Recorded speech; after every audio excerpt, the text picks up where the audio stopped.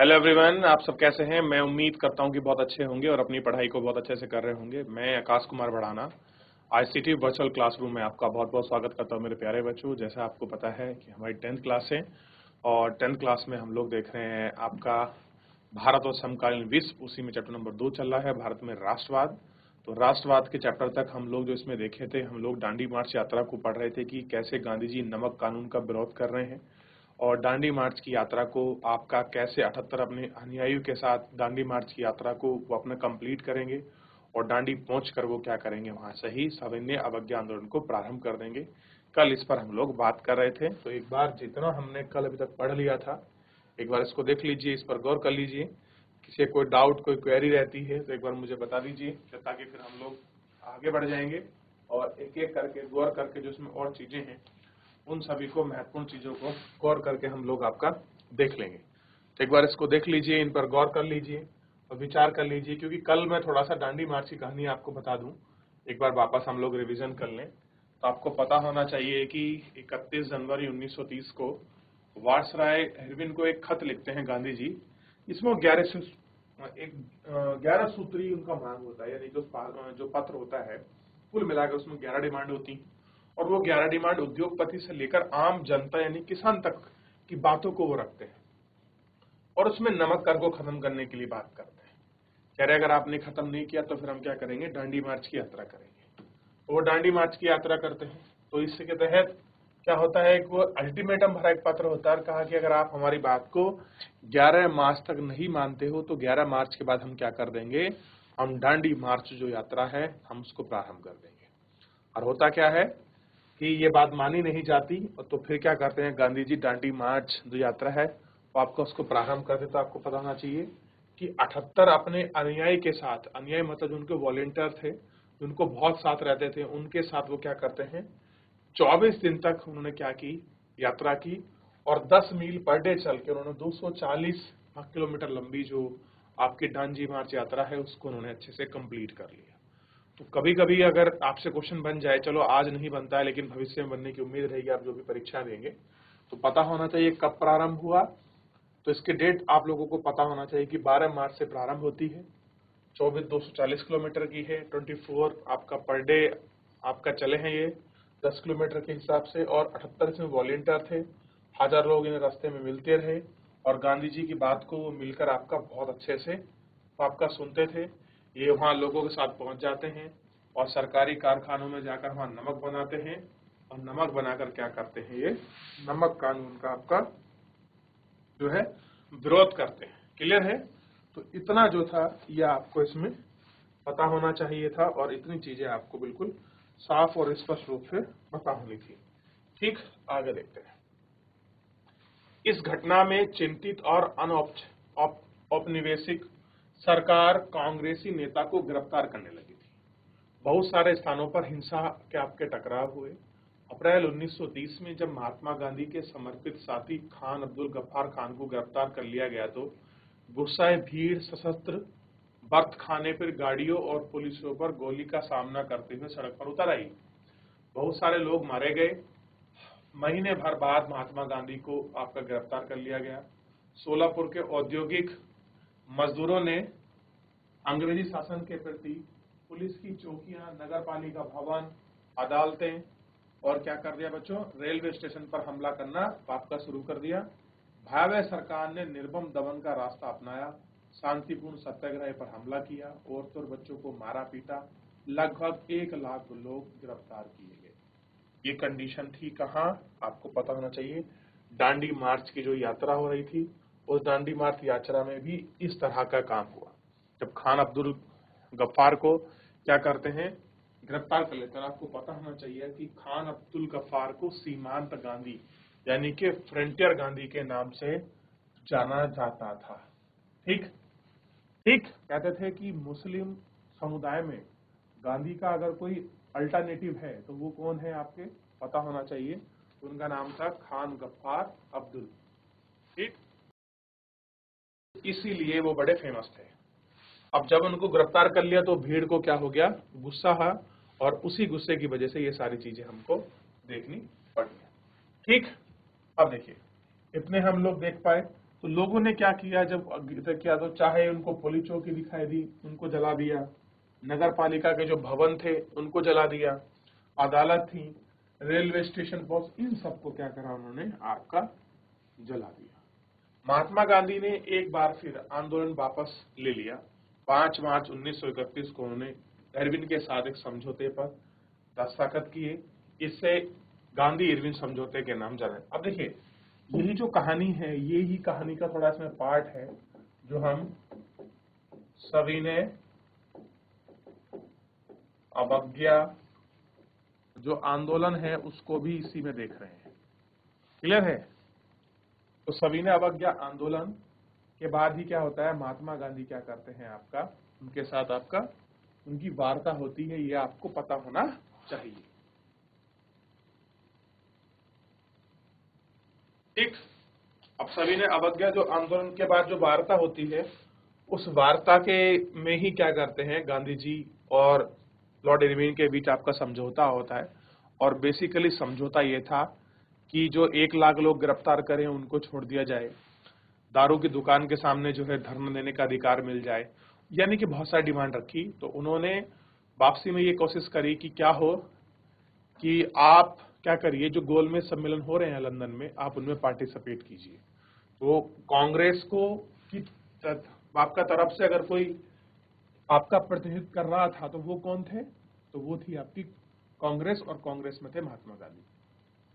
अब देखिए क्या होता है, दस्तखत कर लिए। इस गांधी इरविन समझौते के जरिए गांधी ने लंदन में होने वाले दूसरे गोलमेज सम्मेलन में हिस्सा लेना अपनी पर सहमति पर व्यक्त कर दिया। गोलमेज सम्मेलन का कांग्रेस बहिष्कार कर चुकी थी, इसके बदले सरकार राजनीतिक कैदियों को रिहा करने के लिए राजी हो गई। कह रहे कि सरकार इसमें क्या होगी, राजी होगी। जिन 1 लाख लोगों को आपका पकड़ा था उनको रिहा करने के लिए क्या हुआ, कांग्रेस मान गई। मतलब जो आपका लॉर्ड इरविन था, जब आपका समझौता होता है तो लॉर्ड इरविन क्या है, उस समझौते पर मान जाते हैं कि ठीक है, जो मैंने 1 लाख लोग आपको गिरफ्तार करे हैं, मैं उनको छोड़ दूंगा। तो इस तरीके से क्या होता है, लॉर्ड इरविन जो है आपका इस समझौते पर आपका एग्री हो जाते हैं, और समझौते को जो है आपका, तो ये बेसिकली आपको पता होना चाहिए, गांधी और आपका इरविन के बीच एक समझौता था। क्लियर है? चलिए यहां तक एक बार थोड़ा सा देख लीजिए, कोई डाउट है इसमें तो पूछ लीजिए, किसी प्रकार की कोई क्वेरी है तो।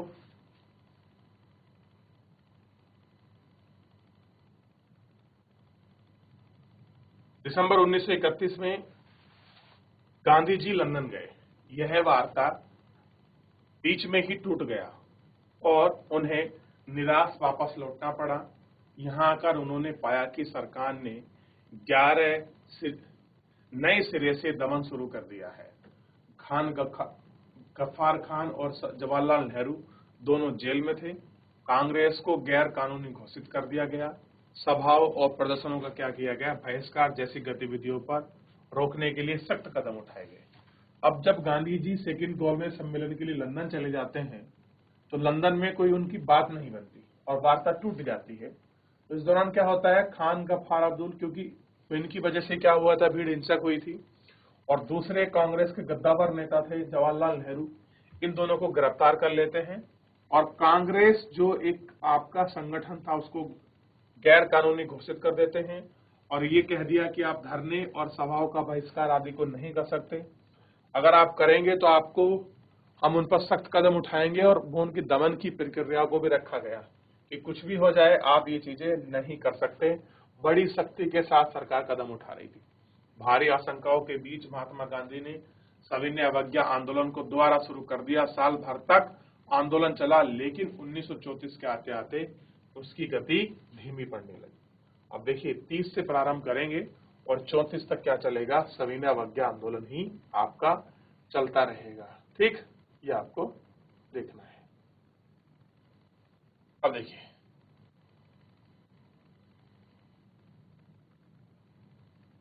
थोड़ा सा गांधी कांग्रेस के साथ और के पहले ही भारत में कुछ ऐसे और अन्य राजनीतिक संगठन थे जो आपका प्रॉपर तरीके से भी और भी जो काम कर रहे थे। देखिए रास्ते अलग हो सकते हैं लेकिन मंजिल एक ही थी। मेरे कहने का पर्पज ये, भारत में बहुत सारी ऐसी क्षेत्रीय राजनीतिक पार्टियां थी या फिर कुछ ऐसे फ्रंट थे जो क्या कर रहे थे, अंग्रेजों की आलोचना कर रहे थे। बस तरीका ये हो सकता है कि किसी का तरीका उग्र था तो किसी का शांतिपूर्ण धरने के आधार पर था, क्लियर है। लेकिन सबको अल्टीमेटली क्या था, अंग्रेजों को भारत से विदा करना था। अब कह रहे हैं बहुत सारे राष्ट्रवादियों को लगता था कि अंग्रेजों के खिलाफ संघर्ष हिंसा के जरिए नहीं पूरा हो सकता। अब कह रहे हैं कि अगर आप लड़ना चाहते हो अंग्रेजों से तो लड़ाई झगड़े से तो काम नहीं चलेगा। 1928 में दिल्ली में स्थित फिरोजशाह कोटला मैदान में हुई बैठक में हिंदुस्तान सोशलिस्ट रिपब्लिकन आर्मी, जिसको बोलते हैं HSRA, की स्थापना की। इन नेताओं में भगत सिंह, आपका जतिन दास, अजय घोष शामिल थे। देश के विभिन्न भागों में कार्रवाई करते हुए HRSS के ब्रिटिश सत्ता के कई प्रतीकों को निशाना बनाया।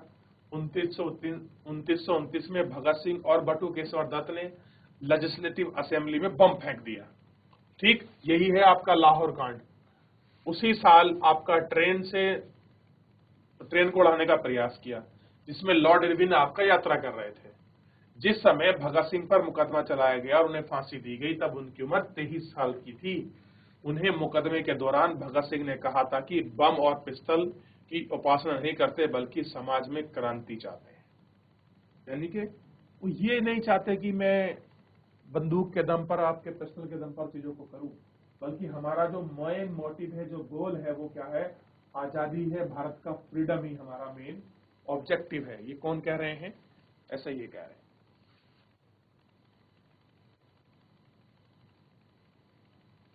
मानव जाति का जन्मदाता अधिकार है, इसका अपहरण नहीं किया जा सकता। यानी कि क्रांति जो है मानव जाति का सबसे बड़ा है पहलू है, आप इसे गिरफ्तार नहीं कर सकते। स्वतंत्र प्रत्येक मनुष्य का जन्मसिद्ध अधिकार है। श्रमिक वर्ग ही समाज का वास्तविक शोषक है। जनता की सर्वोपरि सत्ता का स्थापन मध्यम वर्ग का ही अंतिम लक्ष्य है। इन आदेशों के लिए और इन विश्वासों पर जो हमें दंड दिए गए हैं, उन्हीं का संघ स्वागत करते हैं। क्रांति की इसी पूजा वेदी में हम अपने यौवन नव वेद के रूप में लाए हैं। यानी कि जो भी आपके जवान युवक हैं वो सब उनकी बात कर रहे हैं, क्योंकि ऐसे महान आदर्शों के लिए बड़े से बड़ा त्याग भी कम है। हमें संतुष्ट नहीं है और क्रांति के आगमन पर उत्साहित प्रतीक्षा कर रहे हैं। इनकलाब जिंदाबाद। बटू केशवर दत्त, बम कांड सेशन कोर्ट में बयान। 6 जून 1929 को दिल्ली में भगत सिंह और उसके साथियों ने दस्तावेज, जगमोहन, चमनलाल और राजकमल आ गए, ये सब लोग थे। और कहते हैं कि भगत सिंह का केस लड़ने में आपका जवाहरलाल नेहरू और जिन्ना जैसे वकील भी आपका शामिल थे, क्लियर है। उस समय के बड़े माने हुए आपके वकील जो हैं आपका माने जाते हैं। ठीक, ये आपको ध्यान रखना था। तो अब इतना पढ़ लिया हमने, क्योंकि कांग्रेस के साथ साथ आपके पैरेलल और बहुत सारे संगठन भी जो है वो काम कर रहे थे, उसको देखा। तो अभी दांडी मार्च यात्रा और लॉर्ड इरविन और गांधी पैक्ट, गोलमेज सम्मेलन, उसके बीच हिंसात्मक चीजों को हमने देखा। आप इन पर गौर कर लीजिए और एक बार पूछ लीजिए, क्लियर है। फिर उसके साथ हम लोग आगे बढ़ जाएंगे।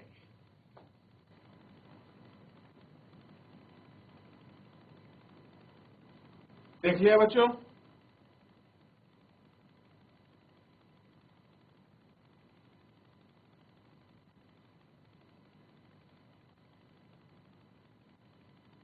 चलिए इतना तो आप देख ही चुके हैं। अब बात करते हैं लोगों ने आंदोलन को कैसे लिया। अब मेन थी कि लोग इसे आंदोलन को किस तरह से ले रहे थे, किस तरह से देख रहे थे, इस पर बात करनी है। देखिए, आइए देखते हैं कि सिविल नाफरमानी यानी कि सविनय अवज्ञा आंदोलन में शामिल विभिन्न सामाजिक समूह कौन से थे, उन्हें आंदोलनों में हिस्सा क्यों लिया, उनके आदर्श क्या थे, उनके लिए स्वराज के मायने क्या थे। गांव में संपन्न किसान समुदाय जैसे गुजरात में आपका पट्टीदार, उत्तर प्रदेश में जाट आंदोलन से कर रहे थे। व्यावसायिक फसलों की खेती करने के कारण व्यापार में मंदी और गिरती कीमतों से बहुत परेशान थे। जब उनकी नगद आय खत्म हो गई तो उन्हें लगा कि सरकारी लगान चुकाना नामुमकिन हो जाएगा। सरकार लगान कम करने को तैयार न थी। चारों तरफ असंतोष था। संपन्न किसानों ने सविनय अवज्ञा आंदोलन का बढ़ चढ़कर समर्थन किया। उन्होंने अपने समुदाय को एकजुट किया। कई बार अनैच्छिक समुदाय का बहिष्कार करने के लिए मजबूर किया। उनके लिए स्वराज की लड़ाई भारी लगान के खिलाफ थी, लेकिन 1931 में लगानों के घाटे बिना वापस आपका लिया गया। उन्हें बड़ी निराशा हुई सफलतापूर्वक जब 1932 में आंदोलन दोबारा शुरू हुआ तो उनमें बहुत से को हिस्सा लेने से इनकार कर दिया। अब देखिए पहले निराशा क्यों हो रही है, क्योंकि पहले क्या कर रहे हैं, पहले तो वो गांधी जी आंदोलन को वापस ले रहे हैं, फिर क्या करते हैं वाक्य द्वारा शुरू कर देते हैं। तो ऐसे में लोगों का जो है मनोबल टूट जाता था कि कभी तो गांधी जी आंदोलन को बड़े उग्र रूप में चलाते हैं और एक टाइम ऐसा आता है कि उसको वापस ले लेते हैं फिर दोबारा चला देते हैं। तो ऐसा नहीं होना चाहिए। तो इससे जो आम जनता के कुछ ऐसे लोग थे जो गांधी जी की इस बात से, इस विचारधारा से सहमत नहीं थे, क्लियर है, और वो क्या करते थे, इस तरह से वो आंदोलन से हट जाते थे, ठीक, और इनसे हटने लगे। अब कह रहे हैं कि गरीब किसान केवल लगान में कमी नहीं चाहता था, उनमें बहुत सारे किसान जमींदारों से पट्टे पर जमीन लेकर खेती कर रहे थे। महामंदी लंबी खिंची और नकदी आमदनी गिरने लगी। छोटे पट्टेदारों के लिए जमीन का किराया चुकाना भी मुश्किल हो गया था। वे चाहते थे कि उन्हें जमींदारों को जो भी भाड़ा चुकाना है वो उसे आपका माफ कर दिया जाए। इसके लिए उन्हें कई रेडिकल आंदोलन में हिस्सा लिया, जिनका नेतृत्व असर समाजवादियों और कम्युनिस्ट के हाथों में था। अमीर किसानों और जमींदारों की नाराजगी के भय से कांग्रेस भाड़ा विरोधी आंदोलन को समर्थन देने में प्राय हिचकिचाता थी। इसी कारण गरीब किसानों और कांग्रेस के बीच संबंध अनिश्चित तक बनी रही। और कह रहे किसान और कांग्रेस के बीच अनिश्चित तक जो है आपकी बनी रहती है।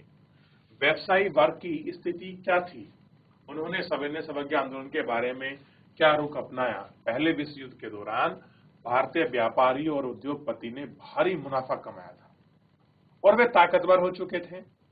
अपने कारोबार को फैलाने के लिए ऐसी औपनिवेशिक नीतियों का विरोध किया जिनके कारण उनकी व्यावसायिक गतिविधियों में रुकावट आई। अब देखिए प्रथम विश्व युद्ध हुआ, अब उनके पास चीजें थी, अब चीजें महंगी हो गई तो उनकी सस्ती चीज महंगे में बिकने लग गई, तो उनको अल्टीमेटली प्रॉफिट्स हो रहा था। उनको क्या था, उनको तो लाभ ही हो रहा था, तो उनके लिए तो बेनिफिट था। लेकिन वो क्या कर गए, वो सविनय अवज्ञा आंदोलन में एंट्री कर गए। अब उनसे क्या हो गया, उनकी चीजें दिक्कत होने लगी। वे विदेशी वस्तु से आयात से सुरक्षा चाहते थे और रुपया स्टर्लिंग विदेशी विनिमय के अनुपात में बदलना चाहते थे। देखिए यूरोप की मुद्रा थी स्टर्लिंग, जिस तरह से वहां ट्रेड होता था वो स्टर्लिंग होता था।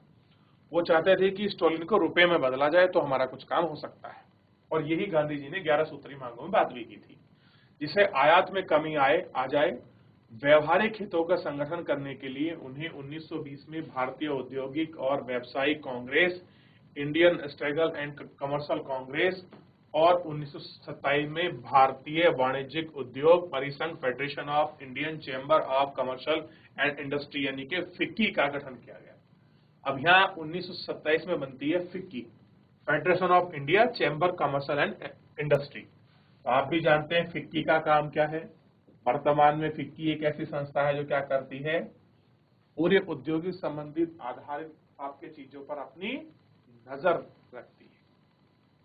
पुरुषोत्तम दास, ठाकुर दास और जेडी बिरला जैसे जाने माने उद्योगपति के नेतृत्व में उद्योगपति ने भारतीय अर्थव्यवस्था पर औपनिवेशिक नियंत्रण का विरोध किया और उन्होंने सिविल नाफरमानी आंदोलन का आपका समर्थन किया। उन्होंने आंदोलन को आर्थिक सहायता दी, आयातित वस्तुओं को खरीदने और बेचने से इनकार कर दिया।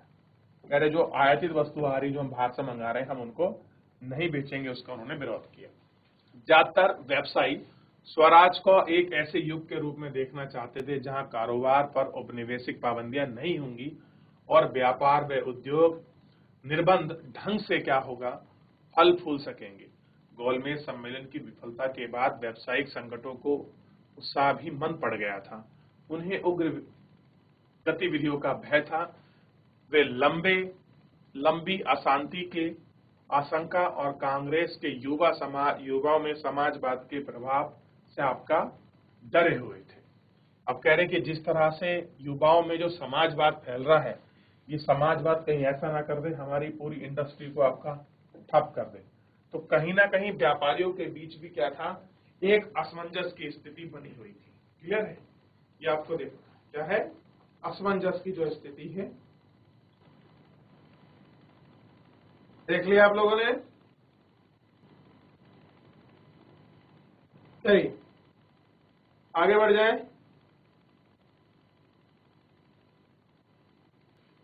औद्योगिक श्रमिक वर्ग ने सविनय अवज्ञा आंदोलन में नागपुर के अलावा और कहीं भी बहुत बड़ी संख्या में हिस्सा नहीं लिया। यानी कि नागपुर में जो था खास कर औद्योगिक आपके श्रमिक थे जिन्होंने सबसे ज्यादा आपका उसमें भाग लिया। और इसी भाग के कारण क्या हो रहा था कि बच्चों आपको पता होगा कि यही सबसे बड़ी संख्या थी, बाकी कहीं और संख्या जो थी भाग नहीं ले पाती है। ठीक, जैसे जैसे उद्योगपति कांग्रेस के नजदीक आते गए, मजदूर कांग्रेस से छटने लगे।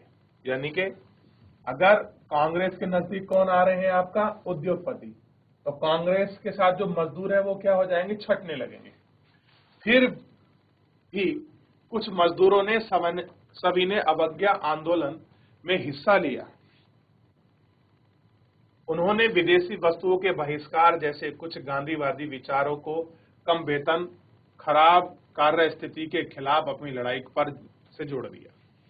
1930 में रेलवे कामगारों और 1932 में गोदी कामगारों की हड़ताल हुई और 1930 में नागपुर के टिन कारखाने में हजारों मजदूरों ने गांधी टोपी पहनकर रैलियों और बहिष्कार के अभियान में हिस्सा लिया।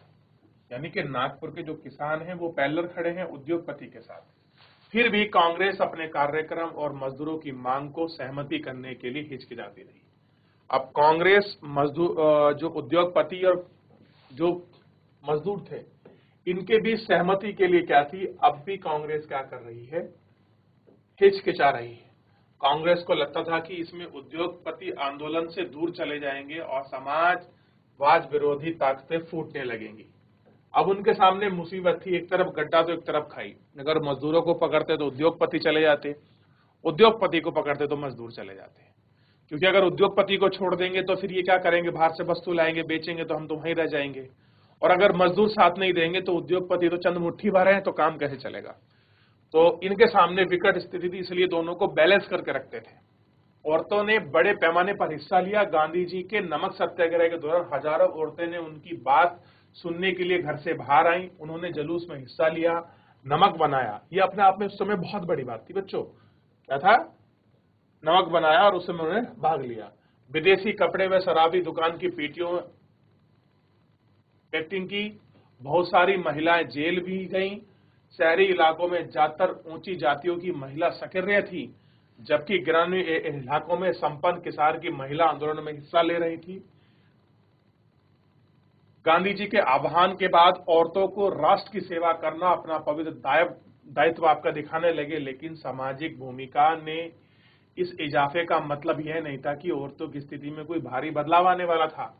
गांधी जी का मानना था कि घर चलाना, चूल्हा चौका संभालना, अच्छी माँ व अच्छी पत्नी की भूमिका निभान करना और उसका असली कर्तव्य है।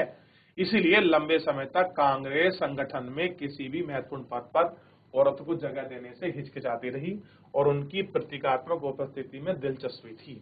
यानी कि कांग्रेस भी जानती थी और खुद गांधी जी कहते रहे कि महिला का जो मेन काम है वो क्या है, घर में अपना चौका चूल्हा संभाले, काम देखें, इस तरह की चीजों को वो करती रही। कोई उससे आगे वो नहीं बढ़ने दिया और यही कारण है कि कांग्रेस के अच्छे पदों पर कभी भी महिलाएं नहीं रही।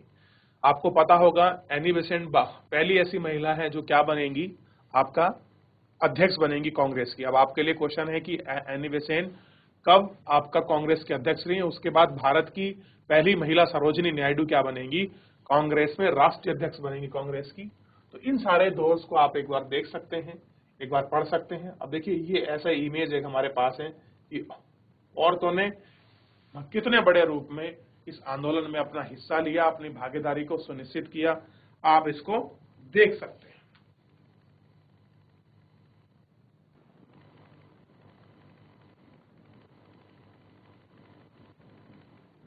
देख लिए बच्चों।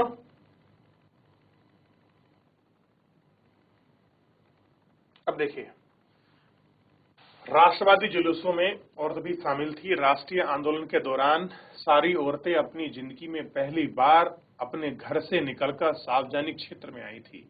इस चित्र में आप बच्चों को गोद में लिए हुए बहुत सारी औरतें, ज्यादा उम्र वाली औरतें और मुंह पर माओ में जुलूस देख सकते हैं। देखिए, दिखाई दे रहा है ना बच्चों? गौर करके इसको देख लीजिए। अब थोड़ा सा बात करते हैं इसमें सविनय अवज्ञा आंदोलन की कुछ सीमाएं थी। सीमा का मतलब था कि कुछ इसमें लिमिटेशन थी, क्योंकि सिविल नाफरमानी जो आंदोलन था कांग्रेस भले ही चला रही थी, लेकिन इसको पूरा मॉनिटरिंग, ऑब्जर्वेशन और अंडरटेकिंग था गांधी जी के, क्योंकि गांधी जी को ही जिम्मेदारी थी कि जितने भी आंदोलन होंगे सब गांधी जी की सलाह पर, गांधी जी के द्वारा मार्गदर्शन से प्रेरित थे। तो सभी सार्वजनिक समूह राज्य स्वराज की अमूर्त धारणा से आपके प्रभावित नहीं थे। कुछ ऐसा नहीं कर पा रहा था स्वराज। ऐसा ही एक समूह राष्ट्र को अछूता का था 1930 के बाद, खुद को दलित या उत्पीड़ित कहने लगे। अब कह रहे हैं जो अछूत थे, अछूतों ने क्या कर दिया, अपने आप को दलित बता दिया, डिप्रेस बता दिया और उत्पीड़ित बता दिया कि हमारा उत्पीड़न हो रहा है। कांग्रेस ने लंबे समय तक दलितों पर ध्यान नहीं दिया, क्योंकि कांग्रेस रूढ़िवादी सर्वहीन हिंदू सनातनियों से डरती थी। अब देखिए, यहां भी क्या कर रही है जो कांग्रेस है, वो आपका दलितों का साथ नहीं दे रही, क्योंकि कांग्रेस में सबसे ज्यादा कौन है, स्वर्ण हिंदू सनातनी है, और वो क्या करते थे, वो आपका रूढ़िवादी सोच के थे। लेकिन महात्मा गांधी ने ऐलान किया कि अस्पृश्यता यानी कि छुआछूत को खत्म किए बिना 100 साल तक भी स्वराज की स्थापना नहीं की जा सकती। जब तक हम छुआछूत को समाप्त नहीं करेंगे तो तब तक हम 100 साल तक भी इसको समाप्त नहीं कर सकते। अब आपको बताना है कि अस्पृश्यता जो है वो भारतीय संविधान के किस आर्टिकल में है। तो मैं आपको बता दूं, आर्टिकल 17 में इसको स्पेशल प्रोविजन दिया गया है। किसको? अस्पृश्यता को। ठीक, ये आपको ध्यान रखना है।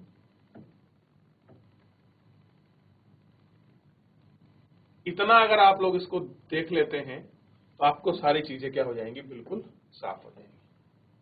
अब देखिए, अछूतों को हरिजन यानी ईश्वर की संतान बताया।